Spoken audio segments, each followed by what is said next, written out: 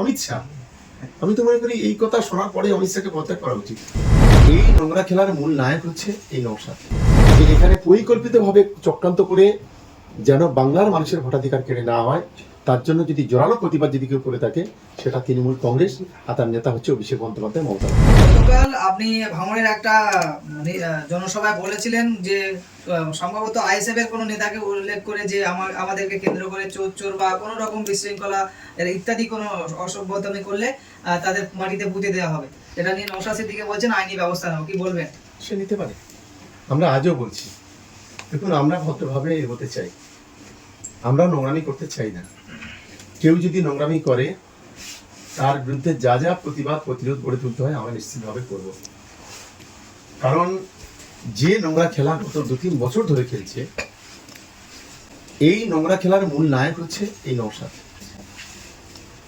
এর নিজের তো চরিত্রের ঠিক নেই, নিজের চরিত্র নিয়ে সারা বাংলা কথা বলে, এবং পাশাপাশি গত কয়েক বছর ধরে ভাঙড়কে সামনে রেখে যে অস্থিরতা তৈরি করেছে তার জবাব আগামী দিনে ভাঙড়বাসী দেবে, এটা আমি 100% বলতে পারি। শুধু সময়ের অপেক্ষা। শুভেন্দু অধিকারী বলছে আমাদের সাথে লড়াই আবার আইএসএফ এর হবে, দক্ষিণ বিশেষ করে তৃণমূলকে গুরুত্ব দিতে নারাজ, কি বলবেন? একবার সঠিক কথাটাই বলেছ না। কত নম্বরে লড়াই হবে? 2 নম্বর, 3 নম্বর, 4 নম্বর, 5 নম্বরে লড়াই হবে। এই জেলার শুভেন্দু অধিকারী দীর্ঘদিন তৃণমূল কংগ্রেসে ছিল, ওর একটা রাজনৈতিক অভিজ্ঞতা আছে। ও জানে এই জেলায় 2021-এ 31টার মধ্যে 30টা তৃণমূল কংগ্রেস জিতেছে, একটা জিতেছিল আইএসএফ, বিজেপি শূন্য। 2024-এ ফলাফলের নিরিখে যেমন 4টে লোকসভা আমরা জিতেছি, তেমনি 31টা বিধানসভাতে আমরা জয়লাভ করেছি। স্বাভাবিকভাবে শুভেন্দু অধিকারীর অভিজ্ঞতাকে আমি ধন্যবাদ জানাচ্ছি। ও সঠিক বলেছে, 3 নম্বর 4 নম্বরের যে লড়াইটা হবে সেই লড়াইয়ে বিজেপি এবং আইএসএফ পরস্পরের মধ্যে কম্পিটিশন করবে, এটা অন্তত আমার আত্মবিশ্বাস। এর জন্য আমি শুভেন্দুকে ধন্যবাদ জানাচ্ছি। মন্দিরবাজার সভা থেকে আজও তিনি বলেছেন যে বিহারের মতো এখানে তৃণমূলাও একেবারে খড়খড়ির মতো উঠে যাবে, কি বলবেন? সেটা তো 2021-এ বলেছিল। শুভেন্দু বলেনি, ওনার যিনি গডফাদার বলে যাকে উনি নিজেই দাবি করে অনেক সময়, শুভেন্দু তিনি বলেছিলেন যে ইস বার 200 পার। 200 তো দূরের কথা, 3 অঙ্কতে ছুঁতে পারিনি। 77-এ রথ থেমে গিয়েছিল।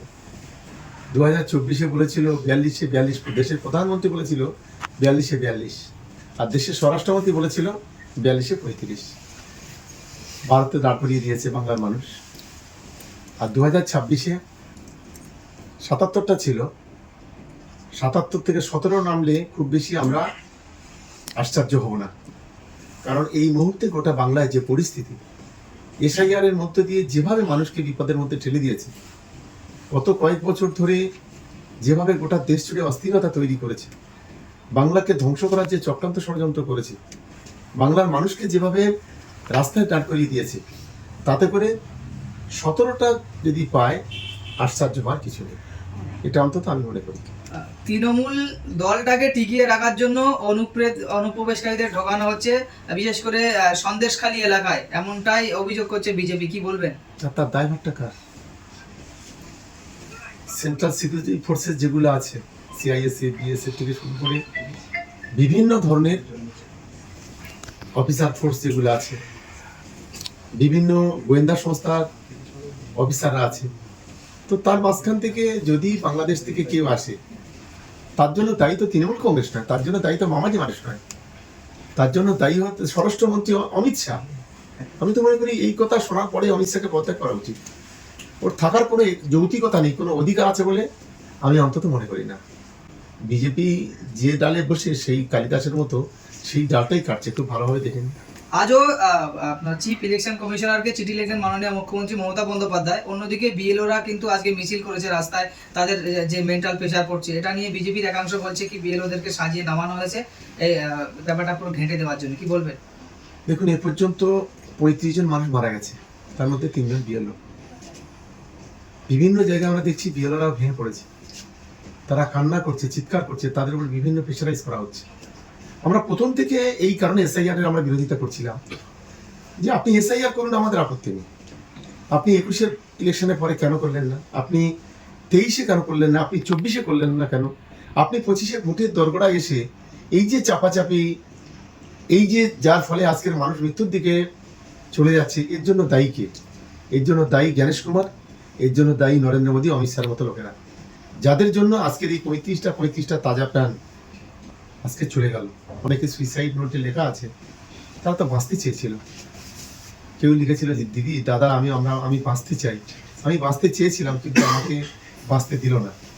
এর জন্য দায়ী এই জ্ঞানেশ কুমার সহ তার টিম বলে আমরা মনে করি। আর সবচেয়ে মেন কালপিট নরেন্দ্র মোদী এবং অমিত শাহ।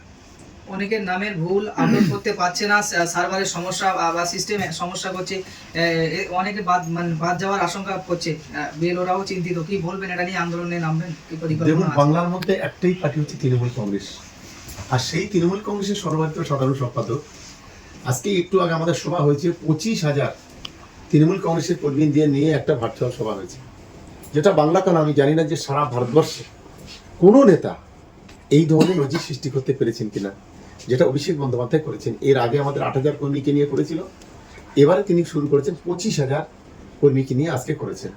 তিনি নির্দেশ দিয়েছেন যে বাংলার একটি বৈধ ভোটার যেন বাদ না যায়, তার জন্য দলের সর্বস্তরে কর্মী, সে বুথ সভাপতি থেকে পঞ্চায়েত মেম্বার থেকে শুরু করে পার্টির বিভিন্ন পদাধিকারী জনপ্রতিনিধিরা আছেন যারা, তাদের প্রত্যেকেই মাঠে নামতে হবে, রাস্তায় নামতে হবে।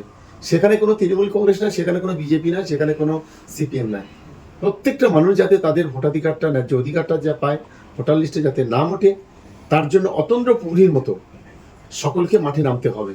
এবং সঙ্গে সঙ্গে যে এলাকাগুলোতে যেখানে এখনো পর্যন্ত যে এমুনারেশন যে ফর্মটা, সেই ফর্মটা এখনো পর্যন্ত জমা হয়নি, এরকম বেশ কয়েকটি জেলা, বেশ কয়েকটি বিধানসভা, আমাদের রাজ্যের প্রায় 14 থেকে 16 জন তাবড় নেতা মন্ত্রী তাদেরকে স্পেসিফিকভাবে দায়িত্ব দিয়েছেন সেই